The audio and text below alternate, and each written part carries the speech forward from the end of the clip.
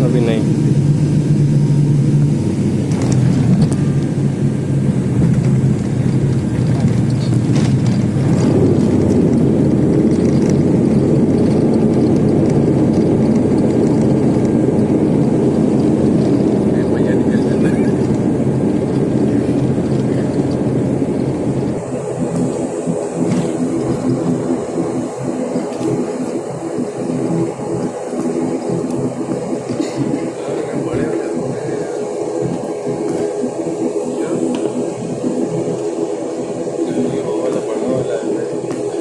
देवी और सजनों, हमें ये बताते हुए खुशी है कि हम समय से पहले लखनऊ के चौधरी चरण सिंह हवाई अड्डे में पहुंच गए हैं।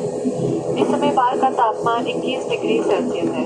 अपनी सुरक्षा के लिए कुर्सी पर ही बैठे रहें। मोबाइल फोन का इस्तेमाल अब आप कर सकते हैं।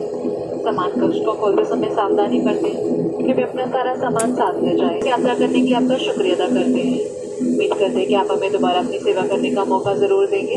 तब तक के लिए हम आपसे विदा लेते हैं। धन्यवाद। On behalf of captain Rupali Chaudhary, assisted by first officer Vishal.